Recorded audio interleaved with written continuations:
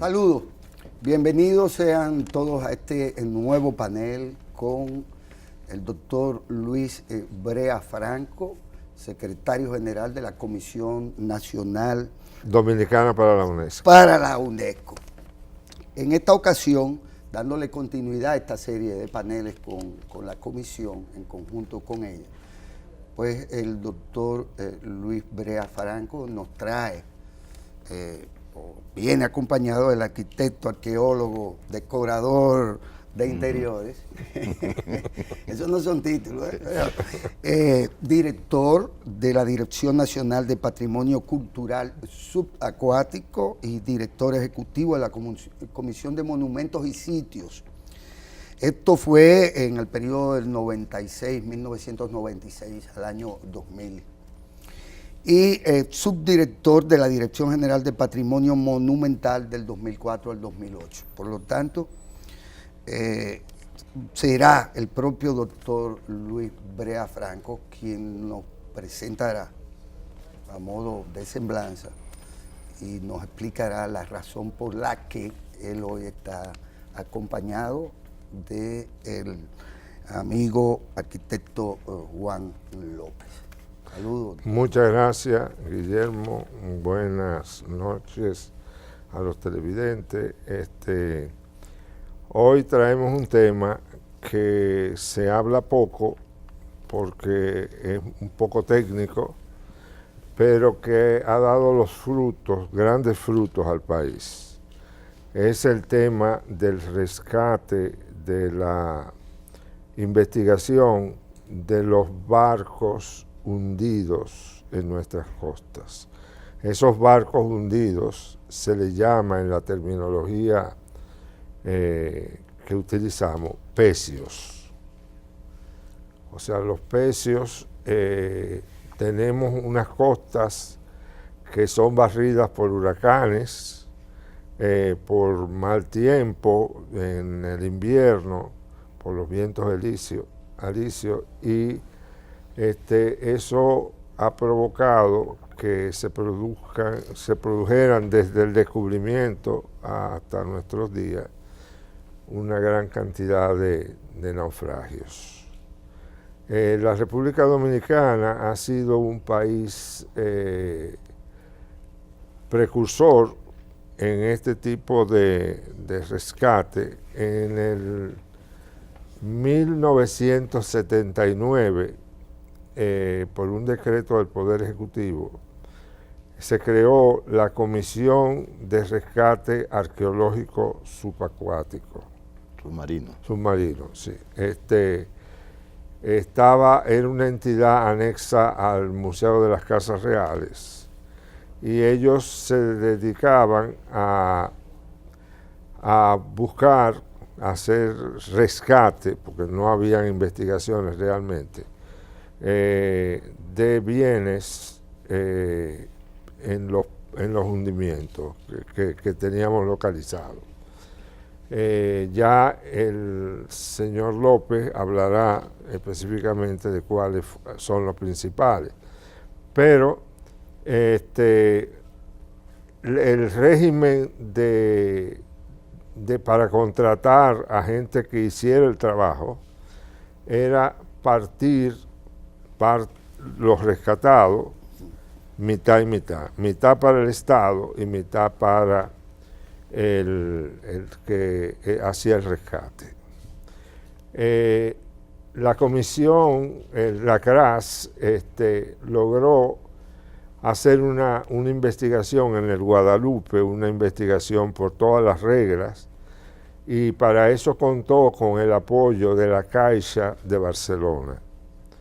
Ahí se hizo un levantamiento y se elaboró un libro hermosísimo en aquella ocasión, y tenemos ahora en el museo, que está casi listo, próximo a inaugurar, en la Tarazana, tenemos una reconstrucción de cómo era el Guadalupe en el interior, para que el público vea cómo se vivía dentro de un barco. Hoy en día no se discute que haya partición de bienes. Desde el 1999, en el decreto 289 del 17 de julio de ese año, se emitió un decreto donde el Poder Ejecutivo derogaba todas las normas anteriores y se prohibía, se señala, es el que está vigente, se señala que todos los bienes que se rescaten en ese tipo de investigación pasan a ser propiedad inalienable del Estado Dominicano. O sea que no puede haber partición. Hubo, por ejemplo, yo fui parte de los fundadores de esa institución en el 99 y en el decreto, por ejemplo, al establecerse que no se podían vender ni transferir esos bienes, la oficina vendía a los joyeros del país monedas de plata rescatadas. Yo, cuando estuve ahí, después del decreto, detuve esa venta y desde ese momento no se ha vuelto a ofrecer esos tipos de bienes. Entonces, hoy la oficina lo que se está ocupando más bien es de inventariar lo que tenemos, de hacer propensiones, es decir, investigaciones previas para identificar ciertos precios, dónde están y cómo se podría investigar. Y estamos a la espera de que el Estado Dominicano ratifique o apruebe el Congreso la Convención de la UNESCO para los bienes del patrimonio subacuático.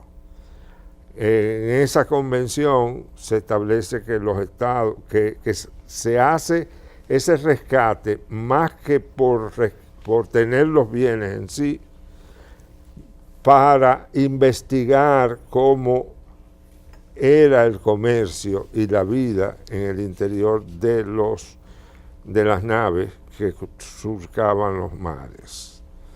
O sea, que no era por la codicia de tener los bienes. Claro, se obtenían, se curaban, se protegían, se le daba valor y los que tuvieran mayor valor, pues se colocaban en nuestros museos. Pero esa es la introducción que yo quiero hacer, ya situando. Ok. Permítanme, en aras de nuestra propia comprensión, sí, o de la comprensión de los que no somos especialistas en este y otros temas, a lo que llamamos o llama la UNESCO Patrimonio Cultural Subacuático, está solo referido a pecios, a embarcaciones hundidas o naufragadas en nuestras costas en particular, o ha existido también una noción de patrimonio cultural que esté asociado a otros tesoros, a tesoros acuáticos que igual lo son. Es decir, vamos a comenzar también un poco por ahí. Sí, el decreto que hice referencia define lo que es patrimonio cultural subacuático, porque para poder utilizar tenemos que definir qué es. Por ejemplo, se considera patrimonio cultural subacuático no solamente los barcos, puede ser un avión que haya caído en el mar. Todo lo que está sumergido. Todo lo que está sumergido, que sea manufactura humana y que tenga más de 50 años. 100 sumergidos. Por ejemplo, pero simple, una botella con un mensaje dado que aparece en... Es patrimonio. Es patrimonio. Sí, sí. Okay. Y también se incluyen las aguas interiores del país. Exacto. Los lagos, todo lo que aparezca, cenotes, etcétera. O sea que por no lo es- que contengan o Sí, puedan exacto, contener. sí. Sí, por ejemplo, en el Parque del Este está el cenote de la Aleta, que era un sitio donde los indígenas, los taínos, hacían sus grandes ceremonias. Ahí hay 4 plazas intactas de ceremonia. Entonces ellos en el rito de la caoba, drogados entonces tiraban a ese cenote, que es un lago sumergido, entonces una serie de objetos que eran ofrenda a sus dioses. Entonces eso cabe dentro del concepto de patrimonio cultural subacuático. Juan, Bien, ya hemos hablado de los cenotes, de las aguas interiores y las exteriores. Sobre el patrimonio cultural subacuático, hemos ratificado que es de 100 años en adelante. 100 años. 100 años. Por ejemplo, hace poco entró a ser patrimonio subacuático un naufragio que se produjo en el 1916, que fue el Memphis. Hago referencia a esto porque la gente, hasta hace poco todavía se veían las pocas estructuras de ese naufragio. Resultado de un mar de leva. Sí, Bueno, se habla de que fue un accidente, que fue un huracán, que fue un terremoto. Aparentemente, según lo que he leído, fue por un maremoto. Pero eso está ahí. En cuanto a nuestra costa, según historiadores españoles, tienen registrado solamente embarcaciones españolas, hasta el momento, algunas 70. 70. Con sus nombres. Si nosotros empezamos desde Montecristi hasta Perdenales, la inmensidad de embarcaciones que hay, y hay una concentración de naufragios o pecios, sobre todo, por ejemplo, en Montecristi, la gran mayoría de esas embarcaciones son francesas. Francesas por el producto de que cuando se produjo la despoblación de Osorio, esa región del país quedó muy despoblada hasta que Montecristi empezó, el desarrollo comercial de Montecristi realmente fue una determinación oficial que permitió un comercio libre en Montecristi, y la mayoría de ese comercio libre se producían con embarcaciones francesas. Y con bucaneros de origen francés. Bueno, sí, holandeses también. Holandeses. En Juan Bosch inclusive señala que en Montecristi existieron días que de más de 100 embarcaciones atracadas en Montecristi. No podemos ver la situación como que son embarcaciones grandes, es decir, esas Coletas. Exacto. Después, en Montecristi, más o menos esos naufragios están concentrados desde Manzanillo, Los Cayos de los 7 Hermanos, Isla Cabra, la entrada de los manglares detrás del Morro y la playa de Buen Nombre. No es Buen Hombre, es Buen Nombre. En la isla, frente al Morro, ahí está el barco de la Pipa, que fue el primer encuentro fortuito que descubrieron los pescadores. No sabemos el nombre correcto de la embarcación, pero se le ha denominado el barco de la Pipa. Ese barco venía con un cargamento de pipas holandesas grande. Nosotros estamos exhibiendo en el Museo de la Tarazana, creo que son más de 200, 300 pipas de grep. Debo hacer un poco la historia. De las pipas. Sí, de la pipa no, de cómo, o sea, o sea, desde el 1560, cuando ya la isla deja de ser el centro de la atención de la madre, de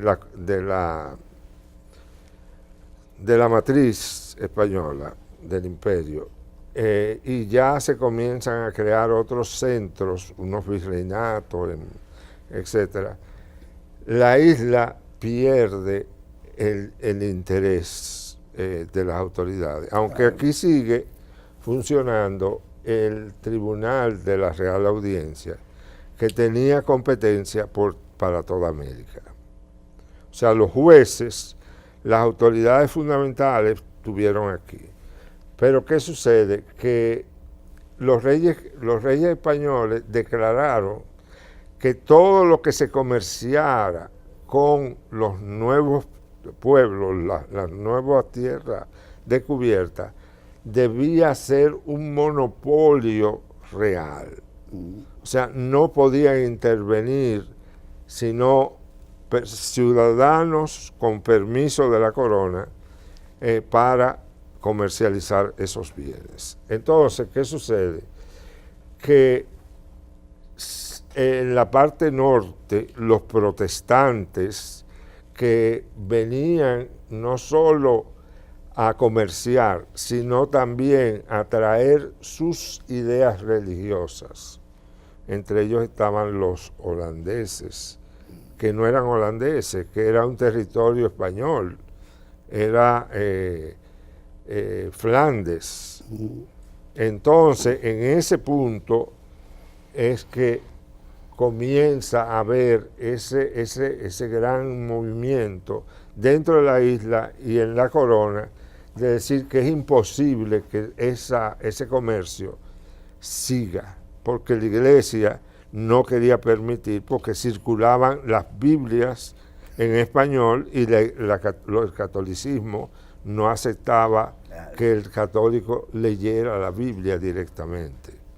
Entonces, eso llega a producir las devastaciones de Osorio en el 1605. Entonces, todas las poblaciones se concentran en la banda sur de la isla. Entonces, todo eso queda abandonado. Entonces, eso viene copado por estos navegantes que empiezan a hacer cabeza de puente. Pero, por ejemplo, el barco de las pipas, que es un barco interesante, traía un cargamento especialmente de pipas, que era para intercambiarlo con los nativos.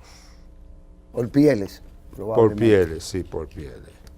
Y carne salada seca. Eso nos lleva por igual, arquitecto, al pecio de Nuestra Señora de la Concepción en Puerto Plata. Es decir, bajando desde Montecristi, ¿verdad? El Banco de la Plata. El Banco de la Plata.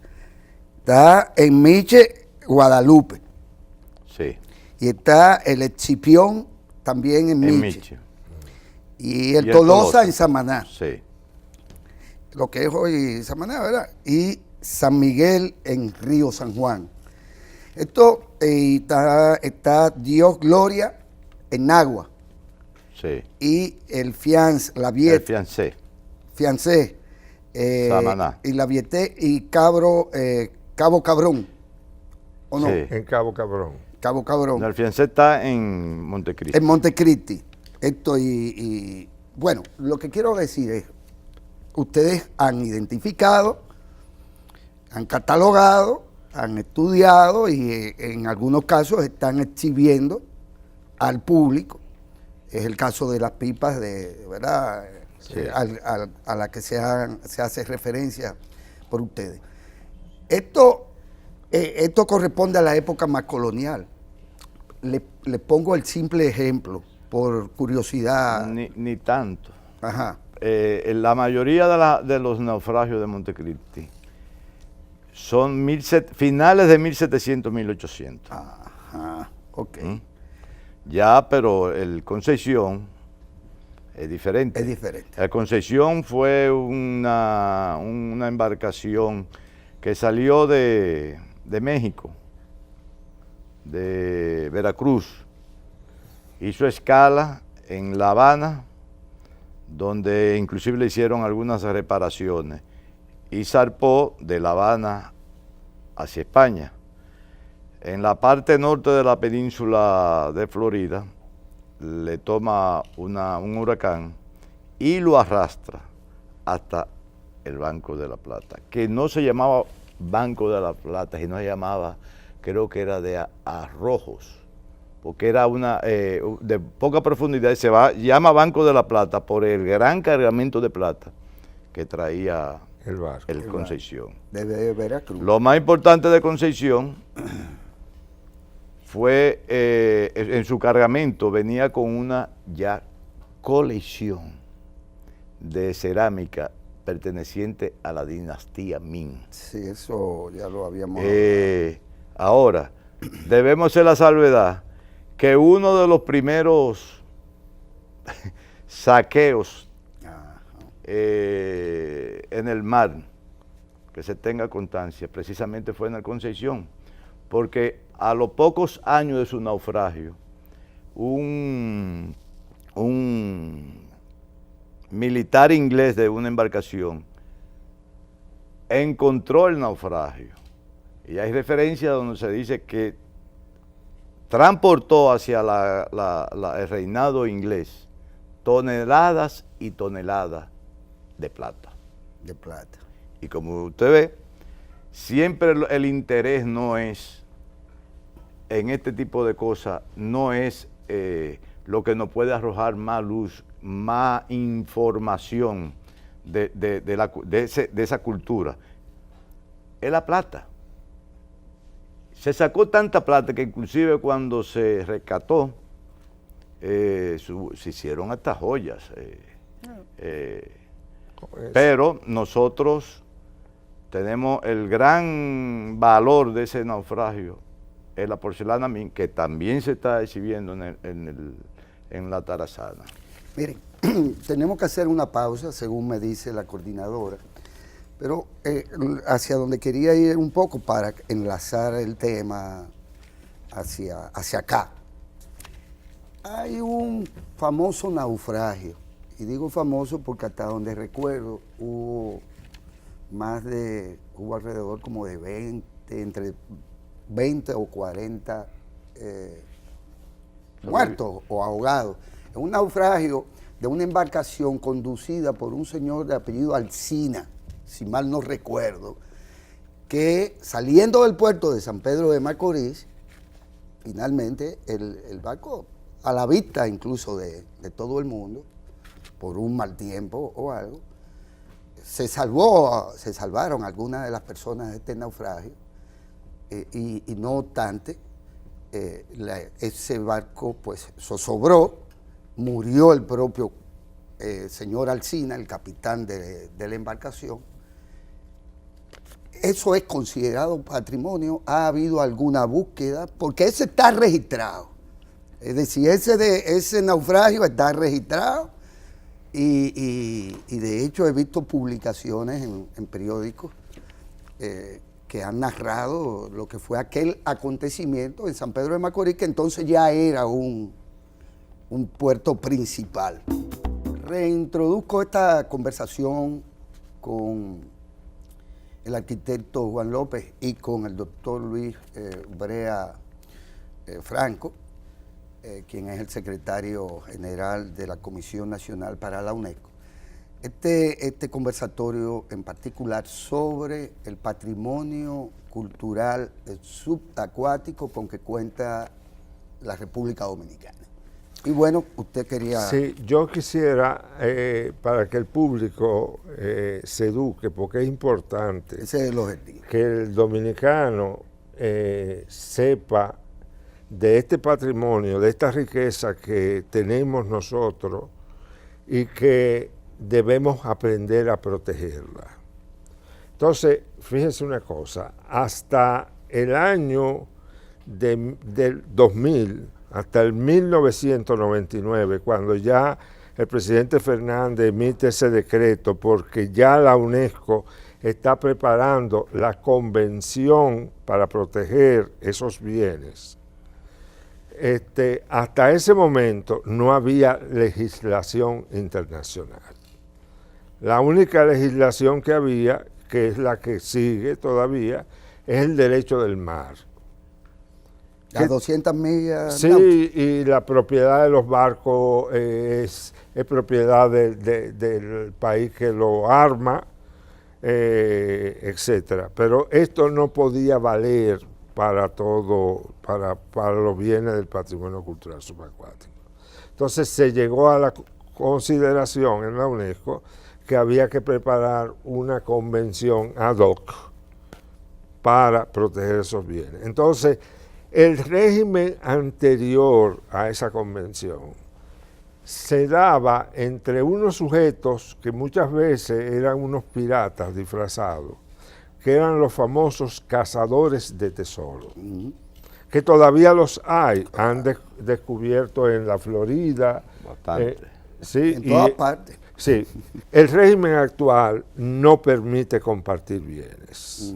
O sea, que todo es propiedad del Estado. Ahora, ¿En nuestro caso o en sentido general? En sentido general. Ok. Pero la ley lo contempla también. Sí, o sea, la convención establece que el propósito de indagar sobre estos bienes no es tanto apropiarse de los bienes como antes, como sucedió en La Plata, que era apropiarse de la plata, sino tener noticias que iluminen la historia de la humanidad, sobre todo la historia del comercio, sobre todo cómo era la vida a bordo, cómo se llevaba realmente dentro de un barco, cuál era la forma de manejarse un barco en aquellos tiempos. O sea, es traer información histórica para poder documentar. Entonces, por ejemplo, la República Dominicana, como ya dijimos, no está dando permisos ya desde el 99. Entonces, ¿qué sucede? Que el caso que les quiero relatar, para que ustedes vean la agresividad de estos cazadores de tesoros. Cuando yo era director, apenas tenía 2 o 3 meses, nosotros, esto se maneja a través de una red mundial de personas interesadas en proteger estos bienes. Desde que alguien tiene informe de que hay un cazador de tesoros que está tratando de a escondidas apropiarse de esos bienes, pues inmediatamente corre la información entre las oficinas dedicadas a eso. A mí me llega desde Francia un cable diciéndome que había un cazador de tesoros que había armado casi una fragata, tenía hasta cañones, etcétera, y que se dirigía a la República Dominicana a saquear 3 de los más importantes pecios que teníamos. Inmediatamente nosotros actuamos con nuestra embajada en la ONU y en la UNESCO, dimos noticia y ellos se vieron descubiertos, y eso salió en toda la prensa internacional. Y entonces ellos tuvieron que desistir de la República Dominicana. Pero en ese mismo momento se había descubierto un año antes un pecio que estaba en el Pacífico frente a la costa de Ecuador, en una profundidad bastante grande. Entonces, esta gente sigilosamente tuvimos noticia que ellos iban para Ecuador. Yo inmediatamente llamé al embajador ecuatoriano. Él le dio la noticia a las Fuerzas Armadas de Ecuador y ellos se rieron, se burlaron porque decían que ese era un buque que estaba en tal profundidad que era imposible que le metieran mano. A la semana ya lo habían saqueado. Ya lo habían saqueado. Entonces comenzaron los mea culpas y las cosas. O sea, con esto hay que tener mucho cuidado. Por ejemplo, nosotros tenemos muchos pecios localizados, pero es secreto de Estado. No se da la... Y de los que han sido saqueados, ¿ustedes tienen alguna idea, algún registro? ¿Le han dado algún seguimiento? Porque es obvio que... Mira, la mayor forma de saqueo que nosotros tenemos en República Dominicana ahora mismo es el pescador dominicano. El buzo. El buzo, pero es el pescador que sabe dónde Sí. hay, dónde hay. Entonces, ignorante, uno iba antes a Montecristi, yo no tengo tiempo que no voy, pero cuando yo era director de la oficina, yo iba a Montecristi. Vendían los bienes. Sí, entonces te sacaban un ancla y te la ponían a secar en un muro así, pero sin saber que cuando un bien deteriora de una vez. ha estado 100 años bajo... La oxidación es rápida. Digo, se deshace en una semana. Claro. Como el ancla aquella, ¿verdad? Sí, la que está en la Es la casa. dama. Por ¿verdad? ejemplo, Sí. fíjese, nosotros tenemos un caso reciente y salió por las redes sociales la denuncia, que es San Miguel. Es San Miguel, entre comillas, porque realmente no hay un dato preciso que nos diga que es San Miguel. Aparentemente es San Miguel. Esa embarcación está en Playa Preciosa. Nos enteramos Río San Juan. en Río San Juan que estaban Es una trabajando boquita, y cosas, y una boca chiquita, nosotros sí. nos ponemos a investigar, y ese señor tenía un permiso de medio ambiente para desguazar barcos. Barcos modernos. Sí. Pero realmente el San Miguel tiene un barco moderno encima. Convenientemente. Pero lo que se ve es el registro, un registro redondo que ni usted se puede parar. Y ya esos metales estaban produciendo la vida marina apropiada para esa cosa. Ese barco se empezó a rescatar con una compañía y dio muchos bienes.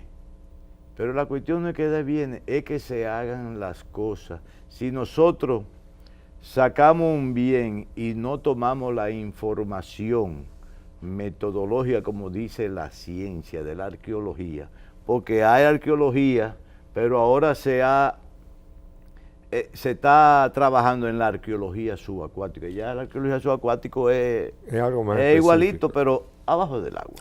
Y entonces yo le pregunto a ustedes, justo en este momento, ¿cómo nos enlazamos o cómo se enlazan ustedes con ese recurso humano, que no es cualquier recurso humano, porque es fotógrafo, es buzo, fotógrafo, arquitecto en algunos casos, ¿verdad? Conocidos. Y al mismo tiempo vigilantes de ese patrimonio, porque al final de cuentas no es todo el mundo que se puede meter a bucear con este interés. Al final de cuentas son especialistas. ¿Cómo engrampan ustedes con nuestros especialistas en esta área? En el caso dominicano, tenemos un problema. No tenemos técnicos especialistas en arqueología subacuática. Hay dos jóvenes, una vive fuera del país, otra está aquí. Ahora bien, tenemos... Son mujeres las dos. Sí, el país se tiene que acotejar a la preparación de personal joven. La oficina tiene que ser dotada de personal joven, porque tenemos que introducir gente joven y enamorarlo para que se enamoren de esta carrera. Porque no solamente, es decir, la arqueología subacuática es igualita que la de terrestre. Cuadrícula, dibujo. todo. Preservación. Pero después esos bienes tienen que subir de tralentina, conservarlo, restaurarlo, registrarlo. Yo quisiera que un día hiciéramos un descenso allá al laboratorio. Así, muy bien. Que Ellos, podríamos incorporar a este mismo programa. Sí. sí, mira, ahí hay cañones, piezas de metal que se han recuperado. Se meten en electrolisis, o sea, recibir corriente eléctrica para que bote el oxígeno. Y eso puede durar, el rescate de una pieza puede durar 10 años. Y más. Aparte, Y más. aparte de lo costoso que resultan los materiales, los químicos, para tratar, y después que se le saque eso, hay que tratarlo para que permanezca bien, para que no siga deteriorándose. Me imagino que lo más costoso es la paciencia. De Sí, esperar bueno, 10 ya años para el asunto. quien trabaja esto sabe que no es de aquí para allí. Claro. Pero, por ejemplo, en una de las normas de la UNESCO habla de mantener in situ el pecio, porque los bienes bajo agua se conservan mejor que en tierra. Exacto. Entonces, Por el sacar salitre. un metal, por ejemplo, un cañón de hierro, es demasiado costoso, aparte del tiempo que dura. Pero en las embarcaciones venían muchos instrumentos de otros metales. Que sí se Por ejemplo, puede. venían de plomo, algunos instrumentos de navegación, De bronce. venían de bronce, las pailas, objetos. Tenemos un reloj reconstruido enterito. Que puede dar la hora si se 1700, quiere. del 1700. O sea, pero hay un elemento que es importante recalcar. Con la convención, cuando el país ratifique esa convención, nosotros vamos a poder señalar, declarar al Estado como parques subacuáticos, determinadas zonas que van a estar protegidas contra depredadores nacionales y extranjeros. Entonces, el país puede fomentar entonces un turismo cultural de inmersión. O sea, poner negocio de alquiler de tanques para buceo, toda esa cuestión. Entonces se hace la historia, se vende el libro, etcétera. Pero en vez de sacarlo del agua, lo dejamos en el agua y la persona ve el barco y ve los bienes tal y cual como quedaron al momento del naufragio. Porque hay algo que la UNESCO en la convención lo dice, como para tratar de explicar un poco cuál es la visión de la nueva visión de la investigación del patrimonio cultural subacuático. Un pecio, en el momento que naufraga, es como una cápsula de tiempo que se cierra. O sea, ahí queda condensado. Si era en el 1623, el 1623 está ahí completo, porque nadie le ha puesto la mano. Entonces, si usted mete mano para coger las cosas, ya nos va a quitar la posibilidad de ver cómo se veía el mundo desde ese año. Justo ahí tengo una curiosidad, arquitecto. No, saca de contexto. Es decir, si yo quito esto de aquí, sí, claro. saco de contexto ese bien. Claro. Pero Diga. Si por ejemplo hay un esqueleto con una copa en la mano y yo se la quito, ya no es nada. pero con el esqueleto me está dando otra. Entonces, Claro. un ejemplo. Por ahí va un poco mi curiosidad, es decir, cañones, espadas, cosas de, ¿verdad?, de la dinastía Ming, todo aquello, pero ahí va gente. Aparecen cadáveres, se conservan de igual manera que otros tesoros, y para que me lo encierren todo, doctor y arquitecto, mire, se descarta totalmente la posibilidad de que existieran hasta nuestros días restos asociados al primer naufragio conocido. Es decir, en la historia de Colón. Me estoy hablando entonces Sí. de la Isabela. No, Te estás refiriendo a por mucho- suerte, a mucho tiempo. por suerte. Pero, Oiga, hablando de la Isabela, por suerte, Ajá. ha sido una área poco tocada. Por razones Y- naturales. Naturales. Y la Isabela, un concepto propio mío, la Isabela considero yo que la parte más importante y significativa para la investigación de lo que era la Isabela es el área Está subacuática. subacuático, claro. Entonces, porque la Isabela se construyeron embarcaciones. Y hay un naufragio localizado que es la de Juan Aguado.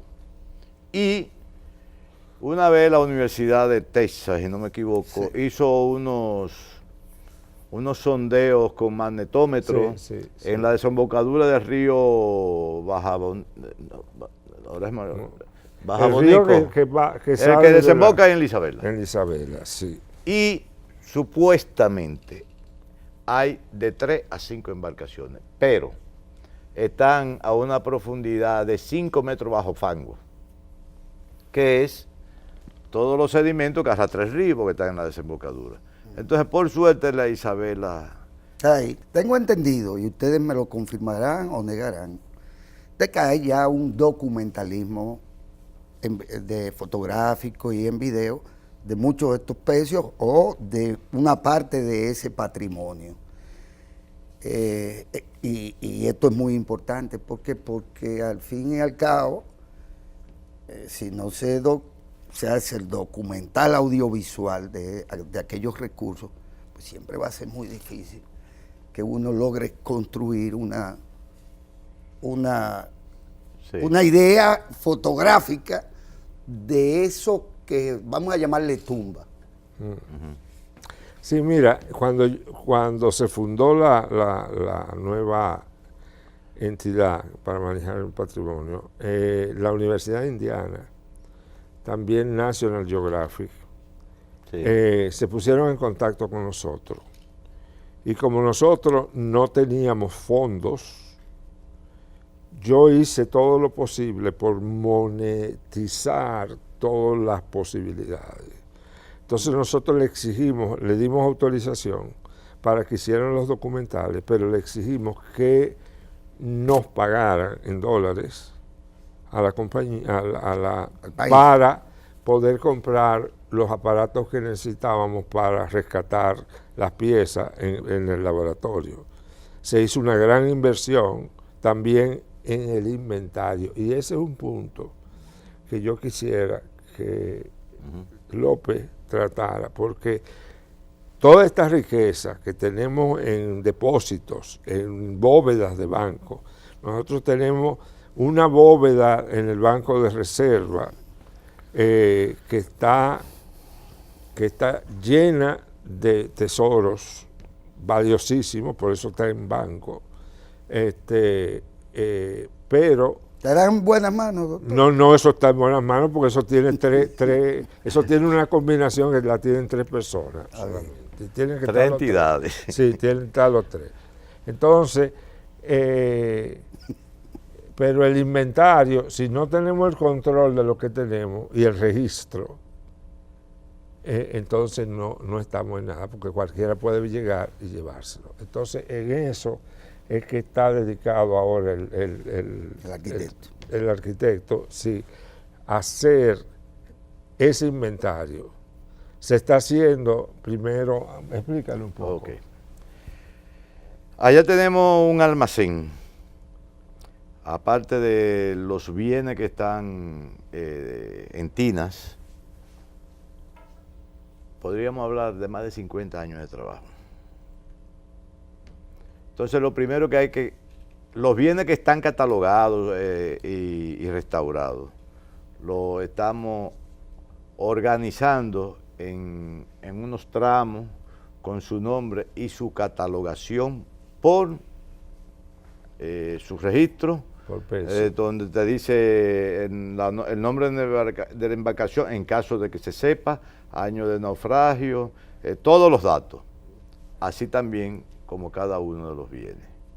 Entonces ahora vamos a entrar en el proceso de utilizar un formulario, una ficha que tenemos, que está usando el Ministerio de Cultura, que fueron las mismas que se utilizaron para inventariar los bienes que están en el Museo de la Tarazana. De empezar con esos bienes, por ejemplo, lo de la Tarazana están todos inventariados, a empezar con lo que están en la oficina. Ahora bien, estamos pensando también crear una página y poner los bienes más importantes. Cuestión de que la parte de historiadores, científicos, quieran conocer un bien, porque aquí hay un naufragio de un pecio español, pero por ejemplo en Portobelo puede aparecer un pecio español y apareció un septante. Oh, pero ese septante se parece al que tiene Santo Domingo.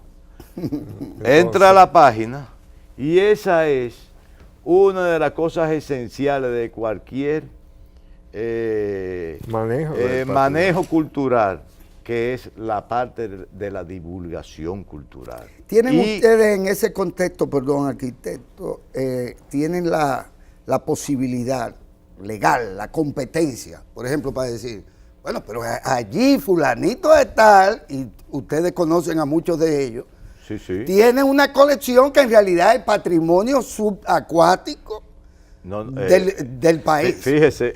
Tenemos que dejarlo en manos de el señor esos Franco filibusteros. empezando dijo, nosotros somos los pioneros en subacuática en América.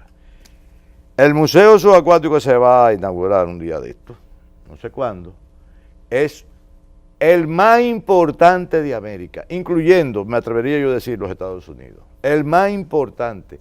República Dominicana es el país que más bienes culturales de procedencia subacuática que tiene, de América. Extraídos Sí, y coleccionados privadamente. Sí. Tenemos la mejor colección de instrumentos de navegación.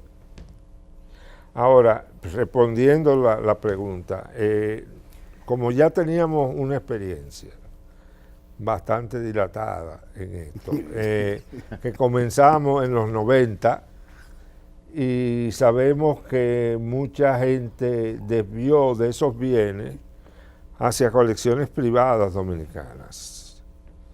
Entonces, cuando se estaba redactando la actual Constitución en el 2010, nosotros, un grupo de personas especialistas en cultura, sugerimos a los redactores de la Constitución que se consagrara el patrimonio cultural subacuático en la Constitución, y está registrado. Y señala ese artículo que todos los bienes son propiedad del Estado y patrimonio del pueblo dominicano. Que si está en manos privadas, está en manos, pero tienen que registrarlo. Y no se le permite su salida del territorio. Es que cuando un bien de eso en cualquier parte del mundo usted lo pone en subasta, lo primero que se hace es investigar su origen. O sea, eso no hay manera, eso son piezas fichadas. Es como cartas marcadas. La Interpol tiene un departamento especial en el traslado ilícito de bienes culturales. De bienes culturales, de todo género. Y lo persiguen. Es verdad. Sí. Miren, tenemos necesariamente que agotar el panel. Ya me he robado algunos minutos, pero ¿cómo es esto, doctor y arquitecto, de que todavía tenemos pendiente la firma de la Convención de la UNESCO del 2001 sobre este tema? Sobre el que mire, son de las incongruencias de la República Dominicana. Aquí muchas veces la ignorancia prima sobre la necesidad y sobre los beneficios que puede traer el país con la firma o con la ratificación de una convención. Cuando se firme la convención, cuando nosotros la adoptemos, al país van a fluir capitales para hacer investigaciones con la entidad dominicana que está encargada. O sea, que eso va a redundar en que la entidad que dirige el señor López va a tener, ¿cómo se llama? Material, recursos. Sí, recursos. Preparación de personal. Sí, entonces, pero, ¿qué ha sucedido? Que ha habido personas que se le ha dado la categoría de manejar instituciones que no saben de qué están tratando. Entonces, muchas veces se ha querido tratar esto como dentro de la ley del mar. Entonces, la ley del mar es una cosa y el patrimonio cultural es otra. Entonces, ya hemos concientizado, ya el Poder Ejecutivo ya está en disposición de mandar a las cámaras con una recomendación favorable la ratificación. Mi tesis para la ratificación es la siguiente. En la actual Constitución hay un artículo que señala que toda convención que tenga que ver con la protección de los derechos humanos pasa a ser ley nacional automáticamente. Entonces, como esta convención pasa por proteger los derechos culturales del pueblo dominicano, entonces mi tesis es que el Congreso ratifique la convención y la convención, sin ser tocada, pase a ser la ley nacional. Y que el manual de prácticas, que es un manual de un volumen como de 1000 páginas, donde la UNESCO te dice cómo hacer cualquier cosa, que ese pase a ser el reglamento operativo de la ley. No estamos inventando nada diferente, porque el decreto vigente establece muchas de esas normas como necesarias en la actualidad. Lo único que vamos a tener, somos ahora mismo el único país de América, del Caribe, que no ha ratificado esa convención. Doctor Luis Brea Franco, secretario general de la Comisión Nacional Dominicana para la UNESCO, así como el arquitecto Juan López, director de la Oficina Nacional de Patrimonio Cultural Subacuático. Yo espero que este sea el primero de los paneles que realicemos a través del tiempo con respecto al tema del patrimonio cultural subacuático. A mí personalmente me encanta el tema y estoy seguro que hay también mucha gente, incluyendo los piratas y filibusteros y demás.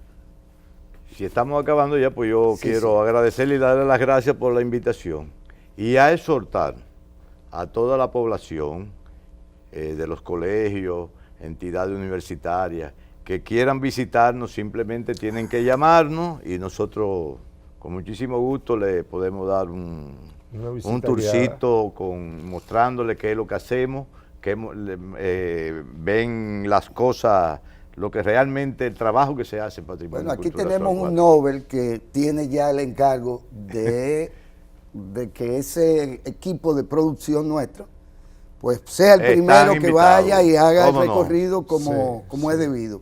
Muchas gracias. Gracias. Y ya nos veremos aquí pronto, ¿verdad? En otra ocasión. Muchas gracias.